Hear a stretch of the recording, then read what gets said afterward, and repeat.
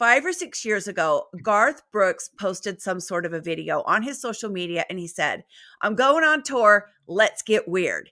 And people were like, that was a little strange. The vibe of the video was a little odd.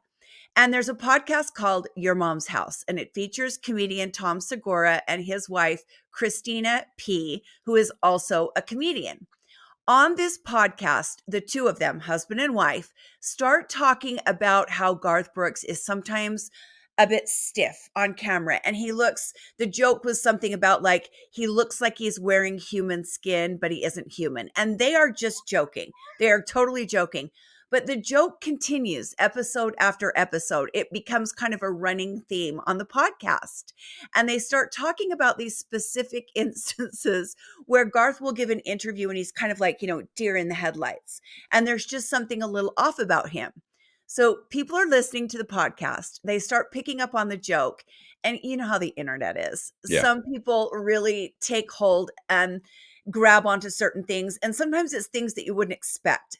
And for whatever reason, this joke just took hold. So considering the fact that Garth Brooks is the most listened to solo music artist of all time, even more than the Beatles in the solo category, because they're in the band category, he is also the highest selling country artist of all time. He is the highest selling male artist of all time.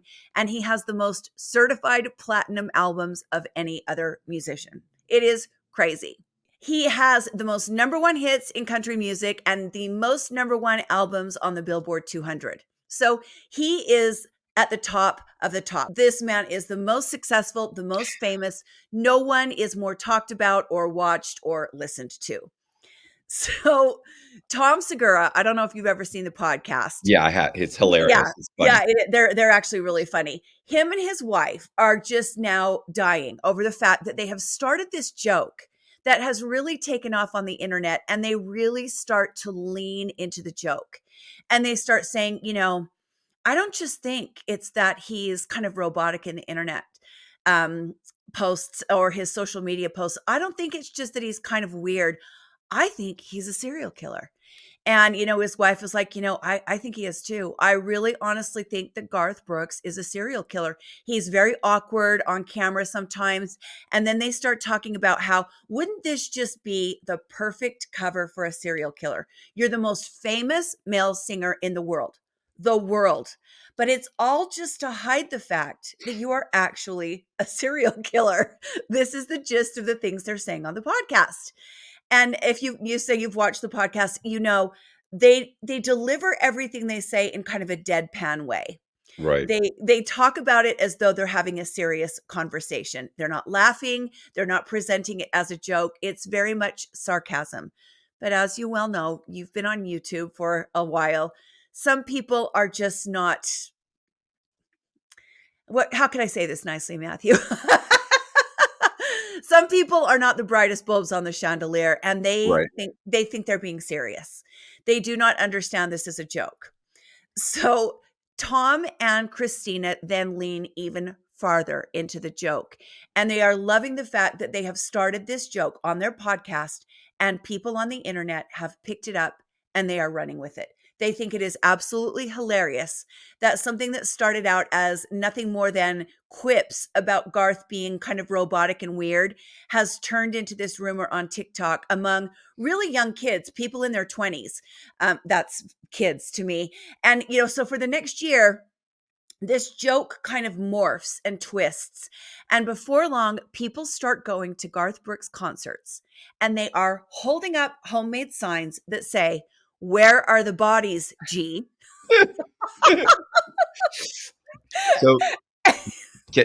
So real quick, have you ever seen so it was a movie, but it was also an autobiography. Chuck Barris created several game shows in like the 70s. Okay. The point is that he was, was kind of like a TV personality. Okay. And he wrote a memoir about his life.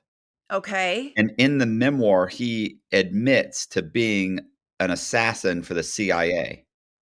Okay. And so what happens is, and when you read the biography, the autobiography, there you can put together like he was shooting the Gong Show or something in this area of the city, and some politician or a judge or something was assassinated, was shot and killed. And this is real? Well, the whole book is like this. Talks about this assassination, this one, this the mob, or the murder of this mobster, and he's always in these locations. Oh, wow. And Okay. so here's the funny thing: he writes this book, and it's hugely successful. I mean, it's like a bestseller, and people are like, "Is this true? This is insane." That it It in is. the end, he admits that, "Nah, I just made it up." Like, he's like, but there are those there he is, "It is a coincidence that I happen to be in the city when this happened." And so people are going Yeah. crazy over the what before he admits it. He admits it like a decade later. So people have had a decade to be like, "Oh my god, this Yeah. person was killed and they never found out. This person was killed. This person went to trial and lost and is doing time for it, but they said they didn't do it." So you've got like, so it's like, "Oh my god, he did kill this guy and this guy is in prison right now." So So he's people got are thinking, right, I got you. Yeah, people are wrongly imprisoned because of this guy. oh, Right. well, Okay. and that it's insane, and he just says this, and he's like, "Well, I mean, I basically have a license to kill. Like the CIA isn't going to admit that I've done any of these things, and there's no proof because I'm that good." And he talks about his handlers meeting him and out Oh, in wow. dark alleys and in bars, and so they made a movie about it. And George Okay. Clooney is, I think, his handler. I forget who plays him. God, the guy that plays him is great too. Um, Do you oh remember the my name of the film? The name of the film is A Confession of a Dangerous Mind. Okay, yeah, I've seen it. I did not know that was about a book. I just thought it was a film. I did not know that. Well, it's based on his film. Well, it's based on his book, which is a true story, which turns out to be bullshit. Not a true story. No. Yeah. Uh, who plays him? Oh, Sam Rockwell plays Oh, Chuck Barris, I and he's love Sam Rockwell. it's great. He's 'Cause amazing. I love him. He's one of my favorites. Yeah, it's been a long time since I've seen that film, but I'm gonna watch it tonight.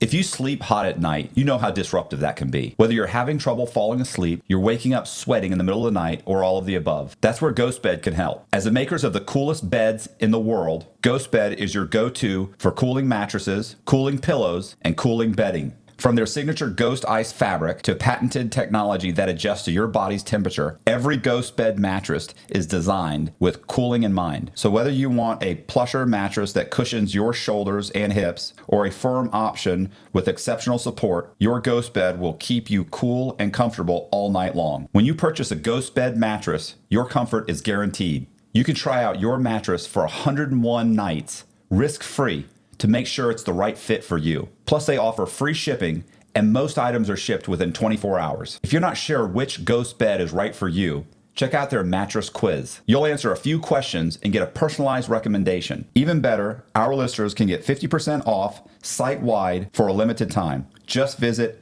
ghostbed.com/Cox and use the code COX at checkout. Again, that's ghostbed.com/Cox with the code COX at the checkout to save a whopping 50% off site-wide. it's great. I should, I hate it when I do this because I'll mention this and then I'll think, God, I got to get that on YouTube and watch it, Yeah. right? And then I Yeah. forget. Yeah. So, No, that's a great film. It's a great film, and it shows you that people are really willing to buy into these of conspiracy course, theories. they desperately want to. Everybody Yeah, wants to be the person that that finds out that there's a government conspiracy, or that 100%. they're putting, especially nowadays, that basically all the conspiracies in the 60s, 70s, and 80s we now know aren't conspiracies at Right. all. I mean, Right. they're not conspiracy theories that are untrue. These are actually conspiracy theories that are true. Right. There's all these Right. things that you're like, so there are UFOs? Yeah. Yeah. Yeah, there's Yeah. UFOs.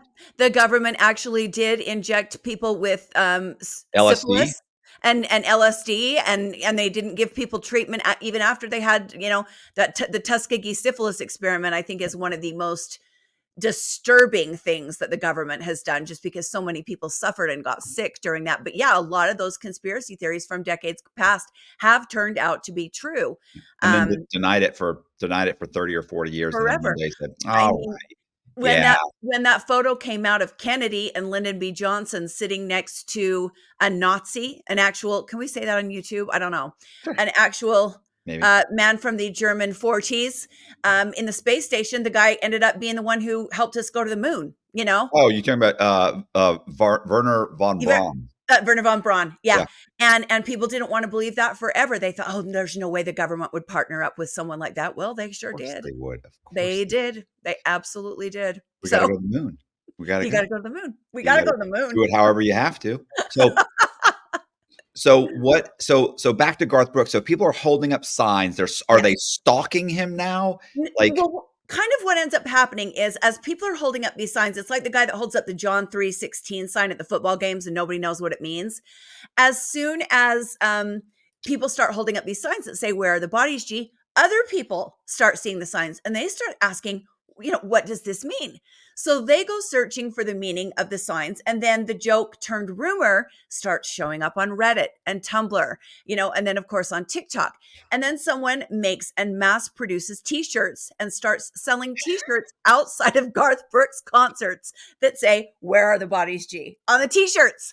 And this thing just kind of takes on a life of its own. So as the conspiracy theory starts to pick up, people start remembering back in the ancient days of dinosaurs when I was young, that in 1999, Garth Brooks did something not only unusual, but frankly, really strange. He invented a totally different persona. Do you remember? I remember we were watching like the Grammys or something, and he came out, like I'd never heard anything about it. And he comes out and plays like a rock and roll song, and he's dressed like a rock and roller. And it was like, what's happening? Nobody knew. He came up with this whole new persona and named him Chris Gaines. And I remember seeing the photos. Garth Brooks has always been a bit rotund, kind of fuller through the face. But this guy was like thin and his face was a lot bonier. And he had this emo hairstyle, with the bangs down in his eyes. And he had the little soul patch and the whole 9 yards. Very rock and roll, like you say, and a lot edgier. I remember he would always wear the black suits with the architect's collar, kind of R&B style, kind of boys to men style. And people were looking at him and saying, I think that's supposed to be Garth Brooks, or this guy says he's Garth Brooks. And other people were like, that's not Garth Brooks. That is absolutely not Garth Brooks. This is some sort of a publicity stunt, or the record company is paying someone to say this is Garth Brooks. People honestly did not believe that it was Garth Brooks. I have the photo. You got to show the photos. Look, I'm trying to find one without all the junk on it. Yeah, you got to find the photos because he really did look like a different person. He'd lost a bunch of weight. His face, the bone structure in his face looked different. And I remember seeing an interview, someone asking him, why do you want to do this? And he said, well, I just have this other side to my personality. I just have this other part of me. That's and him. So people are thinking, well, he has this other part of him. He's admitted on camera that he's got this totally different other part to his personality. I went to Apple Music and then to Spotify to try to listen to some Chris Gaines songs because I didn't remember what they sounded like. And that's when I found out Garth Brooks is exclusive only to Amazon Music. You can't hear him on any other platform. And I don't have Amazon Music, but I did find some stuff on YouTube. And when I started listening to the Chris Gaines songs, I have to tell you, I was shocked. First of all, Garth Brooks's voice is incredible. I mean, I'm a singer myself, and I will tell you his voice is stunning. And when he is Chris Gaines, he almost sounds like an R&B singer. Or you remember that band Nelson? And then there was like Extreme. Do you remember those kind of 90s?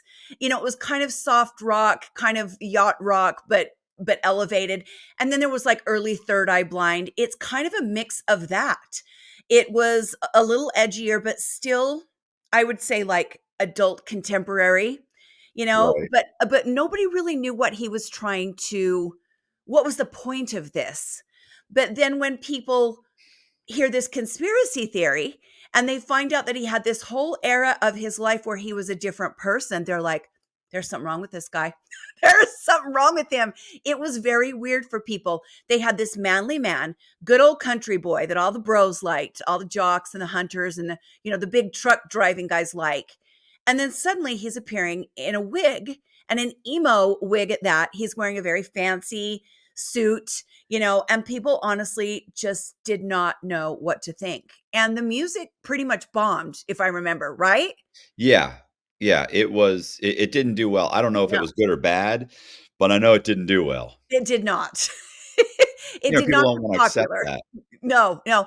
And when I listened to the music getting ready, to talk to you, I was like, the music really isn't bad. There's a couple of songs that I would consider, kind of similar to the old Boys to Men stuff and the art, I don't know if I would say Extreme and Nelson so much, but it was a cross between R&B and kind of, I don't know, poppier music, but his voice is just incredible.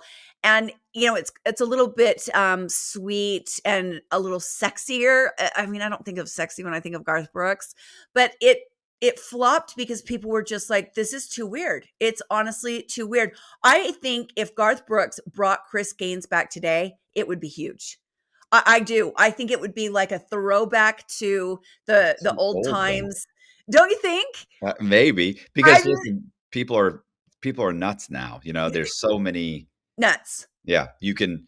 It's polarized, and Yep. and all of these people that there was a group of 6 people that had a little club because of the internet. Now that 6 people is 60,000 people. A community. Right, you've found these massive communities where it's Yes. like, hey, there used to be a club of 40 guys that like to talk about um, the Smurfs. Yeah. You know what I'm saying? They were silly and weird, and they had to write letters and talk on the phone Yep. sometimes, and they didn't Yep. want to tell anybody. And Ham now there's radio. right now there's 600,000. It's a group of 600,000 strong. They have a YouTube channel Yep. Yep.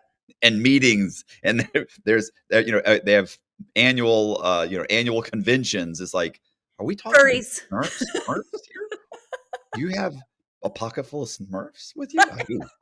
You have a favorite Smurf? Papa Smurf, of course. I'm just like, this is Is insane. this a real thing? Are you making What? this up? No, there's a group. There's a whole people that trade Smurfs. They Oh love my them. gosh. I got to get out more. I knew about the furries. I did not know about the Smurfs. Yeah, even that's another thing. Furries, like you're just some weirdo kid that nobody talks to. Next Yeah. thing you know, you're 100,000 Yeah. man strong group that's Yeah. serious. We're having meetings. You're meeting in a hotel ballroom and having a convention. Right. I want to be a cat, and I'm serious. I, And I think the internet, I mean, obviously it has perpetuated so many of these theories. And I think when Gen Z sometimes gets a hold of things, they think they've discovered them for the first time. I yeah, have a couple of nephews that are in their early 20s, and they'll come to Sunday dinner sometimes and they'll say, "Did you hear this?" And I'm like, "Oh, my love." yeah. Yeah, that's a really old conspiracy. When we were sitting there talking, I was thinking the whole time, did you see that there's like I don't know, it's a meme or something where it says we need to bring back bullying? Yeah, and I always thought, oh, that's mean. But then I see these people that like want to be a cat or they want to be a dog or they want to be some, whatever, an animal. And I think, yeah, Do yeah, you think I that think, or is at least that like, can we real? bring back shame? Like, I would like to bring back shame, and I would like to bring back dignity. The yeah, people that have the freakouts on the airplanes, do you have no shame? yeah, exactly. Like, are you screaming and hollering? And yeah, like you're an adult. Do you have no dignity? Like, what is wrong? I won't say who told me this, but I have a family member that was like, just one time, just open up the back door and just push him out. Right.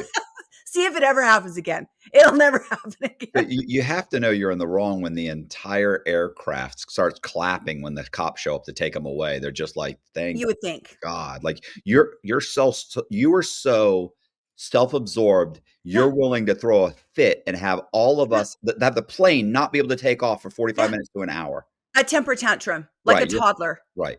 I mean, it is literally embarrassing. I get secondhand embarrassment for people. So Yeah. yeah, I'm with you there. Let's bring back some shame and some dignity because I'm over it. I am. But it's how the internet is. People are kind of shameless on the internet. Yeah. And they get these ideas and they run with them, be it, furries or Smurfs or conspiracy theories. And I'm going to tell you, I'm a little disturbed at how many young kids I see, 20 somethings that are down the rabbit hole on these conspiracy theories. There are people that are truly convinced that Garth Brooks, the most famous male singer in the world, is truly a serial killer. And the rumor starts to get worse and worse. They are willing to believe whatever they hear on the internet. If it is typed out or if someone makes a TikTok about it, they're believing it. And there are people of every generation, Gen X, millennials, Gen Z, boomers, they will believe anything. But when the younger generation finds out about Chris Gaines, it's like the gloves come off. It is game on. They are completely convinced that this guy is the most, famous cowboy ever, the most like broed up country boy ever. And he's turned emo and kind of effeminate for a year in the 90s. They went nuts. So now the conspiracy theory starts to involve Chris Gaines, and people start talking about all kinds of ideas like Garth Brooks created Chris Gaines because that was his killer alter ego. And he was only Chris Gaines when he was killing people. That was one theory. And then there was another theory that he created Chris Gaines because he was testing out changing his look to see if he could become unrecognizable in order to go into hiding so he could continue killing people. I mean, the theories are literally all over the place. And then about 6 months ago, it culminates when someone makes a claim that they have a chart where exactly what you were talking about with Confessions of a Dangerous Mind, they can line up tour dates and match tour dates where Garth Brooks is in this city and this city and this city on the same day that someone goes missing or is murdered. So if Garth Brooks is in Detroit on December 2nd, 1992, someone goes missing or is murdered in Detroit. Same thing, Sacramento, Los Angeles, whatever. Lots of people go missing every single day in every city. All you got to do is find somebody. It gets so much worse than this. This map or this chart or this list, whatever it is, when I tell you I have been to the depths of hell looking for this thing, it doesn't exist. So I made my own. Hold on. I made my own. I spent about an hour and a half making this list. I had AI pull me up all of Garth Brooks' concert dates for the years, I think 2013 to 2019 or something like that. And then I sat on the computer and I pulled up missing and murdered people from the exact dates that he was in those cities. And I will tell you, about 50% of the time, he is in a city where someone goes missing or murdered. And the other 50% of the time, there is not a murder or someone that goes missing there. And you got to remember, this is Chicago. This is Detroit. This is Los Angeles. Of course, someone's going missing or getting murdered on those days. So here you go. If somebody wants to spend more time on it than I did, be my guest. But I'm telling you, there is no list. There's no list. I have a question. Yes. How many dates did you line up? Okay. For what period? Was this just for the Chris Gaines? No. I did Garth Brooks. I started in 2013 and I got kind of bored and ran out of time around 2020. And I will tell you, yes, July 12th and 13th in Chicago, Illinois, in 2013, a man named Wesley Parks went missing.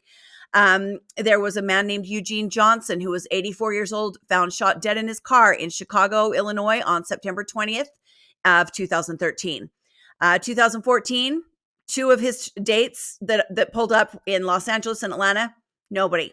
But in Chicago again on September 5th, there was a man from India named Brim Chanana that went missing and was later found murdered. So about 50% of the time something lines up, and the other 50% of the time there's nothing. Well, I mean, you can't, it's not a full-time gig, right? Like you just, you get an urge. He's, he's tired some days. Yeah. He's too tired some days to go out and murder. Sometimes there's just nobody to grab. It's, you go out, you walk around. I got an hour to kill, and I didn't come across anybody. And you got to realize it's going to take him. I don't know if you've ever been backstage at one of these big arenas.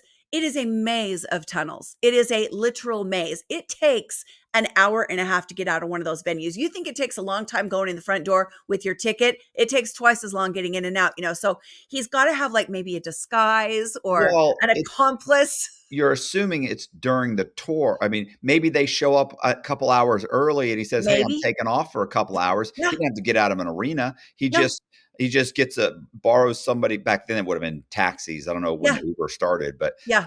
he says, "Hey, drive me to the inner city," and he walks through the park, and if he comes across somebody and there's an opportunity, he pops them, or he Just grabs somebody and throws them in one of the one of the chests and keeps them tied up for a couple of days. of Do whatever course. he's going to do, whatever serial killers do. I don't know. Yeah. They do stuff to the bodies. I don't know, Yeah. but It sounds totally plausible. Yeah. it does. What I think is it'd be. Here's what's so funny. This is how hilarious this could be. You understand that if you sent me that list, if I had the time, which I don't. Yeah. But if you sent me the list and I'll bet you if I spent the day making phone calls Mhm. of finding people that were on tour with him, Uh-huh. and you interviewed those people about this, and you called some of these people that are missing, and what were they like? Where were they? Right. And you wrote a whole book. Yeah. You could mesh it together so that it 100%. really sounded like there was an investigation going on, and that Yep. there was a very real possibility that, because you're going to get some disgruntled employee, some Oh, yeah. weirdo that's going to be like, "Listen, man, the guy's weird." Oh, there were many times. Oh, you're talking about the Chris Gaines thing? You're talking about Garth Brooks? Oh yeah, listen, I was on that tour doing the lighting. Let me tell you something. Oh, yeah. He did disappear for a Oh, couple yeah. hours. Yeah. Yeah, yeah. You Like can there's get going to be people to some say guys that, anything. Yeah. and Yeah. then you throw them in the book, and the next you talk to a couple of detectives on the case, they'll talk Yeah. to you. Yeah. I've talked to homicide detectives and cold case file detectives. They'll sit on the phone with you for 45 minutes and, Oh, absolutely. and they'll be like, "Well, Absolutely. we don't know." But you got to bring up the Garth Brooks things toward the very end, because sometimes they'll be like, "Oh, Yeah. you're a nut job," and they'll hang up on you. You can't lead with Garth Brooks as a serial killer. No, They're no, gonna you have to they're gonna hang up the phone. you have to say, well, you throw that idea in there at the very end. Yeah. You may, Yeah. you may get some detective that says, "Listen, anything's possible," and Yeah. you're like, "Oh, that's the quote." That's the quote. And Let then me you've write got a that book. down. And then you find a roadie, that was at the venue one time and saw something kind of suspicious. I mean, it takes nothing these days to No, get and you people to put that. believe. Listen, you put that book out, and you send that book to oh shoot, you just said to Tom Segura. Yeah. You send that book to him, and they'll be like, Yeah. "Look at this book. This book just came out," and Yep. they'll be laughing about. Listen, you sell how many? God knows how many copies you'd sell. It didn't even have to be a big book. It'd be 100 pages. Doesn't matter. You get, listen, Doesn't 40. matter. I'd say, yeah. You write 35,000 words. You can get 100 pages. That's a 100-page book. Yeah. Basically a pamphlet, but yeah, Yeah. because the normal 300-page book is 90,000 words. So if you Ni write a oh, little over 30,000, yeah. if you want to throw some photos in there, Yeah. woo, you You've get got a yourself book. a nice sized book. We get a picture of Garth Brooks, Uh-huh. half of Garth Brooks' face, half of Half Chris Gaines Chris or Gaines. John Wayne Gacy with the clown makeup. Yeah, something. You put that on the cover, it's over. Bestseller. Yeah. Bestseller. And Tom Segura does jump on this. I mean, Oh, funny that you bring him up, because when he starts hearing all of this, this is really taken off. He goes on the podcast one day and he says, "Well, it's official. Garth Brooks has blocked me on Instagram." I saw that. I saw that. He said, I kept waiting for it to happen. He's rolling. Him and his wife think it is the greatest thing ever. And first off, I think it's weird that Garth Brooks has taken this seriously and is apparently mad about this. I think had he had a better sense of humor about it, it might have gone away a little quicker. I'd have gone on Tom Segura's show. I would too. But he absolutely refuses to address it. In fact, this will kill you. You can look this up. There are multiple instances of people holding up signs at concerts, and the signs will say, "We love you, Garth." And they've decorated the signs, and they're really trying to get the attention of the Jumbotron. Then, if they do get on the Jumbotron, They as soon as flip the it. camera's on them, they drop the sign, and it says, "Where are the bodies, G?" And the Jumbotron immediately cuts away. So you got to think about that for a second. This has gotten so big that Garth Brooks has informed every Jumbotron operator in every arena and every venue that he goes to, that if anyone holds up a sign that says, "Where are the bodies, G?" they are not to be shown on the Jumbotron. What's great about that is that if you write the book properly and interview people, you get to tie in the fact that he's trying to kill this. He's trying to bury this. Cover it up.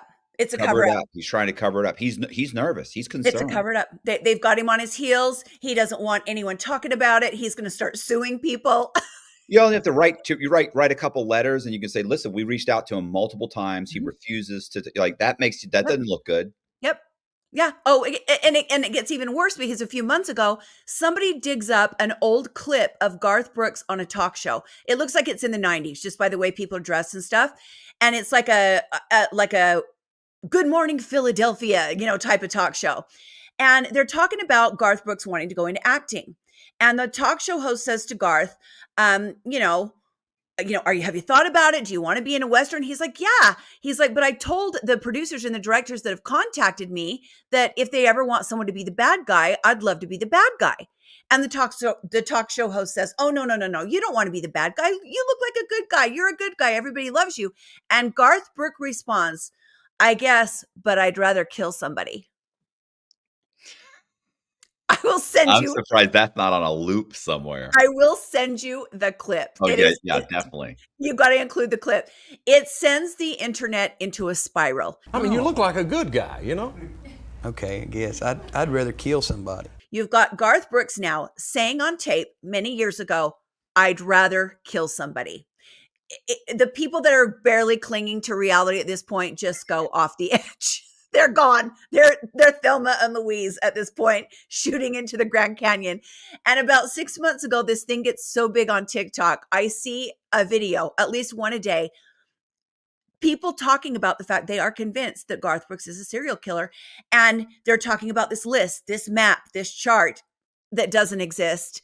And so Tom and Christina, they just keep piling on. They are loving this. And then they start talking about Trisha Yearwood, who, is so famous in her own right. And, do you think Trisha knows? Do you think she's in on the deal? Do you think is that he she's still married to her? Yes. Oh, okay. They've been married since 2005.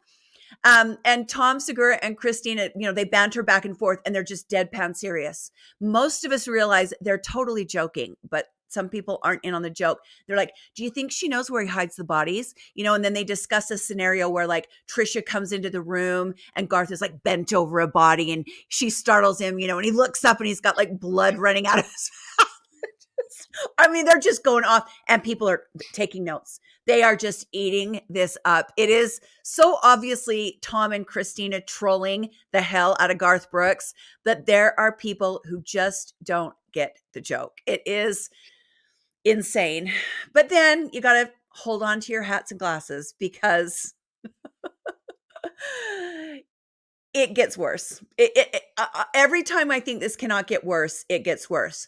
Tom and Christina start talking about how everybody's pretty convinced at this point in time that the Illuminati is probably real, or there is some Hollywood cabal of, evil people. I mean, with the P. Diddy thing coming out and all of that.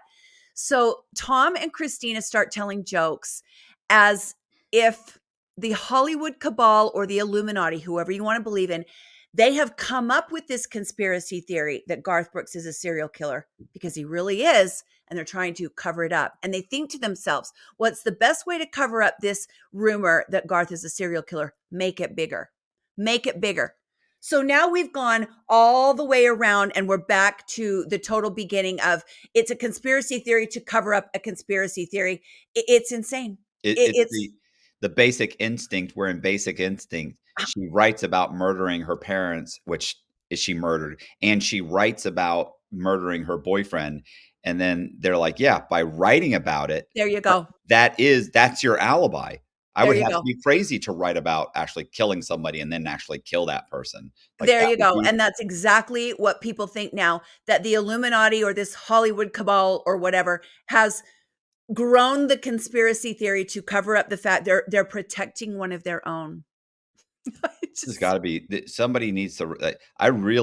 I'm seriously thinking about writing a book. I think you should. How do you get into? How do I get it? I don't have time for this crap. Um, You're like, I actually do have a life. I don't. but And I just think that if you wrote it and sent it yeah, to Tom Segura, that he would. Am I saying his name right? yeah, Segura. I think so. That's how I say it. So yeah, I think so. I think if I wrote it, they would go nuts for Yeah, 45 minutes to an hour on one of their programs, yeah, and it would be huge. huge, Um, huge. you do some TikToks, you do a little bit of Google advertising. Yeah, No, never know. It could be a bestseller.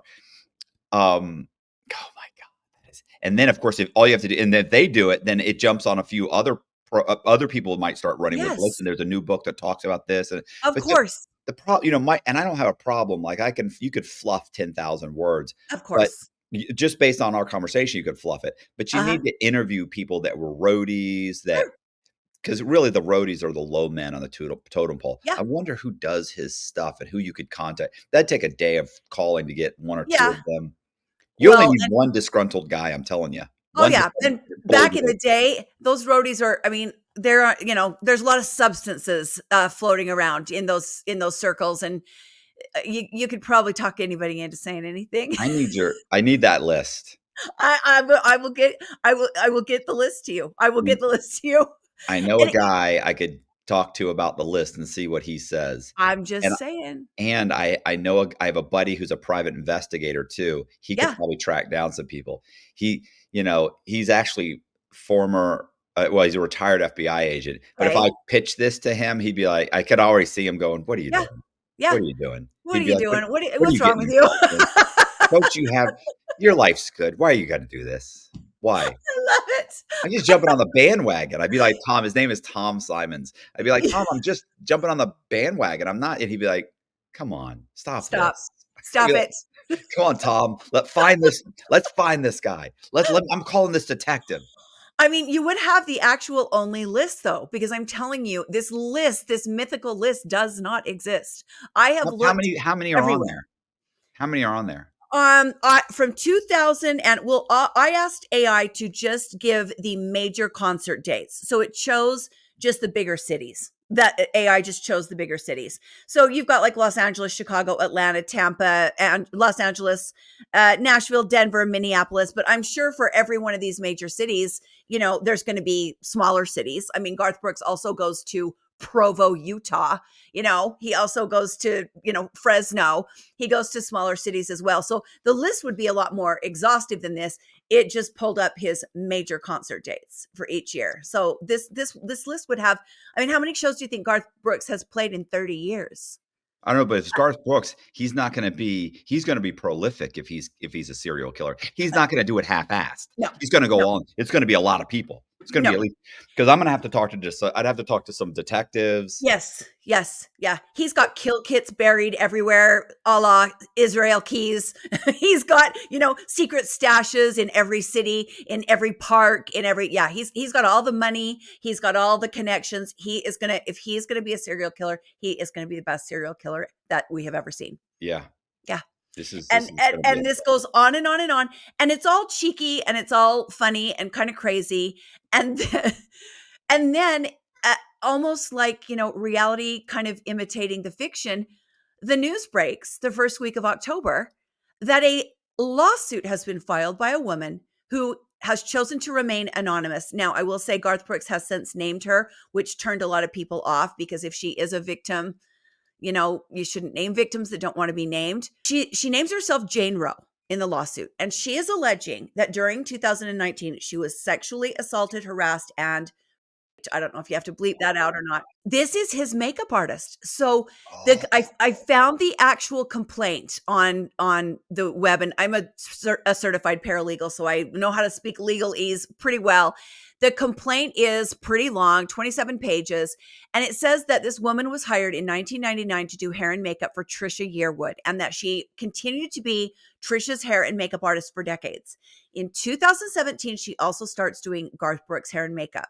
Now, I don't know how this happens if you're Trisha Yearwood and Garth Brooks's makeup artist and hair artist, but she starts having financial problems. So Garth starts giving her more work. He starts hiring her more often, and she claims they get really, really close. And the more she works with Garth Brooks, the more friendly he becomes. And she's like standing over him doing his hair and makeup, and she's being groped. He's claiming he will like reach up and grab her boobs. And he's, smacking her on the butt and things like that. She says one day in 2019, she goes to Garth Brooks' house to style his hair and makeup. And he comes out of the room naked and ready for action, shall we say, and that he was holding his readiness for action in his hand, and he's walking towards her, and she claims that he grabbed her hands and made him touch him, tells her he's been fantasizing about her for years and wants her to perform on him, and that he specifically wants her to leave her glasses on while he finishes. Yeah. So the woman claims she was shocked. She was confused. She said, I'm not doing this, but she needed the money. So she stayed for the gig and did his hair and makeup. She says later that same year, in May of 2019, he asks her to go to Los Angeles with him for this Grammy tribute that he's attending. And she gets on the private plane, which is usually full of staff members, but she notices that day it's just the two of them. They get to Los Angeles, they check into the hotel room, and as they do, this woman realizes that there's only one hotel room booked. So they go to the hotel room and she's putting away her things, and Garth again appears in the doorway naked. And I'm ashamed to say, as I'm picturing this in my head, why does he have his cowboy hat on? Why does he have his cowboy hat on when he's naked in my head? I don't know. But this is very disturbing information. And I'm picturing it, this really nice hotel suite, and he just appears naked in the doorway. She claims that as he stood there, he started flexing his muscles. I don't think of Garth Brooks and muscles in the same sentence. Yeah. Where's his wife during this? She apparently does not travel with him. She is kind of a homebody. She only performs like once in a great while for like a really big event. And it is normal apparently for Garth Brooks to go places by himself. Okay. And this woman claims, the lawsuit actually says, I actually want to read you the verbiage. Tragically, her worst fears came true when seconds later, Garth was towering over her, his 6-foot, almost 300-pound frame ready to pounce on Ms. Rowe, who was less than 5 feet and 100 pounds. As she began to panic, he grabbed her hands and pulled her into the next room and onto the bed where she could not escape his physical domination. Now, this is very colorful language, especially for a lawsuit, and you can easily picture this scenario in your head. If this happened, this is, of course, horrific. This is where the story gets very unfunny. She claims that she lays there on the bed. He rapes her. She was in pain. She was traumatized and was even held upside down at one point and kind of humiliated. The lawsuit goes on to detail, I would say, some of the most graphic details I have personally ever read in a legal document, much too graphic to say here.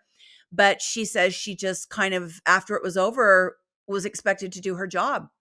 And then the legal complaint goes on and lists other allegations like sexting, says he would change his clothes in front of her, expose himself to her. He would stare lasciviously, that's the word that is used in the complaint, at her breasts and force her to open her shirt. It's really quite disturbing. And if this happened, Garth Brooks is a monster, basically. This is where it gets really hard for me, really difficult. I did an episode on Marilyn Manson a month or so ago, and his people came out of the woodwork to call me every vile name in the book. He has a lot of supporters, and he has 11 accusers, 9 accusers named, 2 accusers unnamed.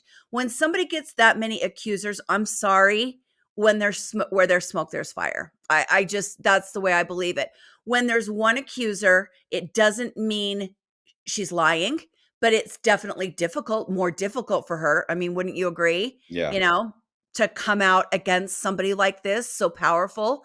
And so I don't know why she would do this. I think she thought, according to her camp, she tried to get him into talks, and her camp thought they were in settlement talks. He was going to pay her off. And then he went and preemptively filed a lawsuit against her, claiming to be the victim of blackmail. And he said, if she's going to try to blackmail me, I'm going to out her. So at this point, it really is like a he said, she said thing. And I don't know what to believe. It's, you got to pick sides at this point. It's one woman against one man. and none of us were there, and who knows what to believe. I mean, that's where it's at right now. So very unfunny to very, very sad and scary, you know? Mm. I wonder So if other, it would be different, I guess, if other people came forward, like you said, yeah, with the yeah. Marilyn To be Manson. the lone accuser, I cannot imagine what that would feel like to accuse any man or any woman, but someone as powerful as Garth Brooks. Well, I think that um, that kind of behavior it, it isn't something that it's a one and done. Like, oh, it was a one off. Never happened again, never happened since. Typically, behavior like that is, lifelong. It's something you've been, so it's Yep. something that you've been exhibiting for a long period of time. So there have to be other if it's true, then to me, other people would come forward and say, "Wow, he never, I was never raped, but Yeah. he did do this, or one time he did come out when he saw that I wasn't interested, and I told him if it happened again, I would say something Uh-huh. to his wife. He never did it again." Or, like if suddenly multiple women start saying, "Yeah, listen, this has happened before, but Right. Right. with me, but I was too scared to say anything." Yep. Then it's like, okay, but if it's one person comes out and like nobody Tough. else is backing her up, then it's harder to believe. It is, it is, and she has a lot of details. She even tells a story about how they were in the studio one day, headed to an event, and she noticed that he had grabbed her phone when it was unlocked, and he had deleted her entire text thread with him. So she's got some details. She also talks about a time where Garth called her and said, I think you think I'm upset with you. I would never be upset with you. And then he gives her this little analogy, and he goes, look at it this way. Me and you broke into a jewelry store. And the second we broke the door and the glass broke, we looked at each other and we said, this isn't right. But we had already broken the glass door. And so I think what me and you do at this point is we just run out and hope that nobody ever finds out. And we just love one another and be friends. Is that okay with you? So she has this story where he comes up with this jewelry store break-in analogy and tries to compare it to, yes, they did a bad thing, but if nobody ever finds out, then who's the wiser? Nobody gets hurt. Well, I mean, it's pretty convenient that she doesn't have the text thread. It is. It is. I agree with you on that. And you'd think at some point in time she would have, recorded something or tried to get something on tape. And the other thing that makes it a little tough for me is that she did continue to work for him. Now she claims she has financial problems, and we all know when people are desperate for money, they'll do what they have to do to get by. So I don't want to fault her too heavily on that. But she finally did end up quitting in 2021, and she moved to Mississippi, and that's when she hired attorneys.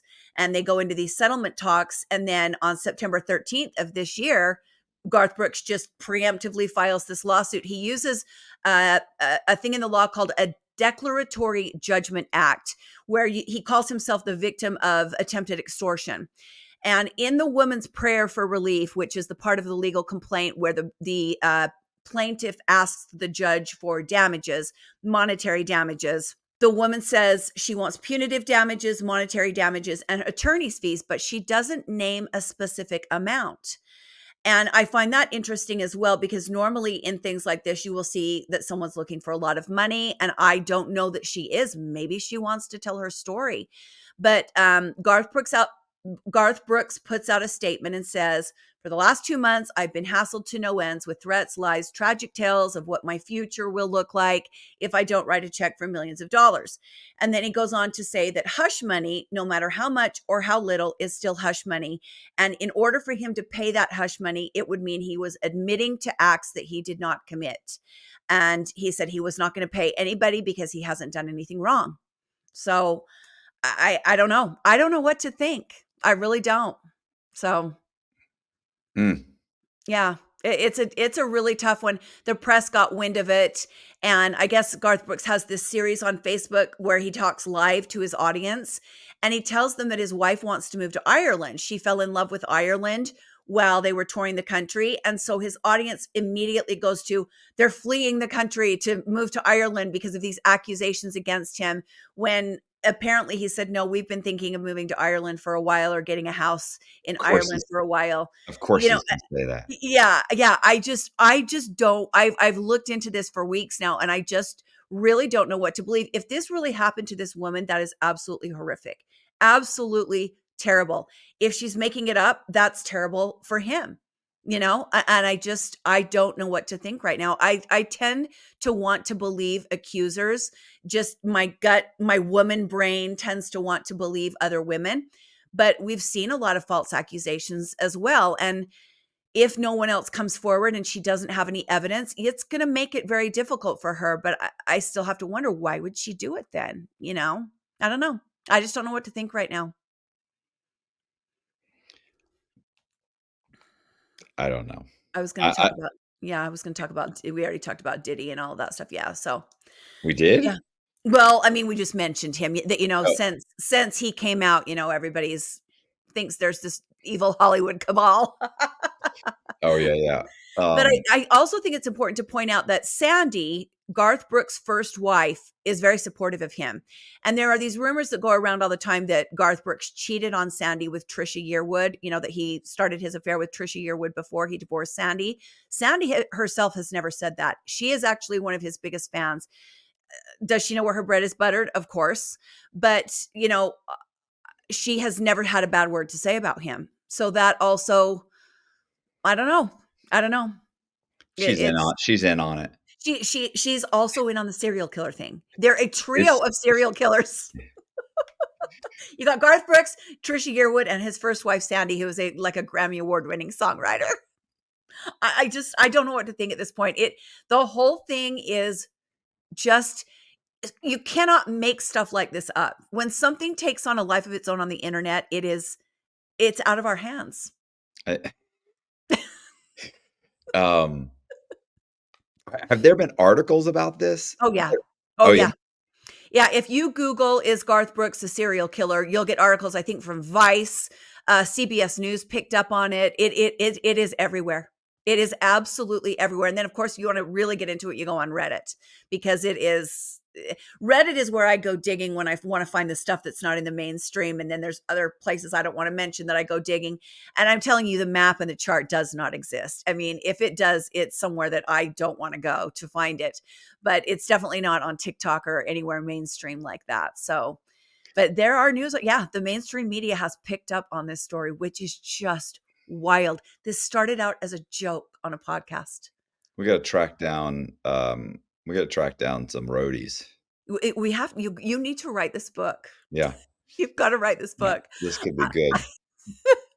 I mean, this is a pop culture moment. I think this is something that will be studied later on as proof of how wild the internet is, in these, I mean, I think in the future they will look back, still 20 years after everybody has it, 30 years after everybody has it. This is still the early onset of the internet. And I think this is going to be an example of just how it really was the Wild West. And anything that you said on the internet quickly could turn into fact. And it's terrifying. Hey, if you guys like the video, do me a favor, hit the subscribe button, hit the bell so you get notified of videos like this. Also, please leave me a comment and share the video. That definitely helps. I'm going to leave Stacy Lee's, her YouTube channel and all of her social medias links in the description box. So please go in the description box, click those, follow her. She's got a ton of great content, super funny stuff. She does dark, mysteries and basically a lot of true crime, dark kind of true crime stuff. Super interesting channel. I have a Patreon account. It's $10 a month. We put Patreon exclusive content on there. It really does help Colby and I make these videos. So I'd appreciate if you guys would go over there. It's also, the link is in the description box. So thank you very much. I really appreciate it, and see you.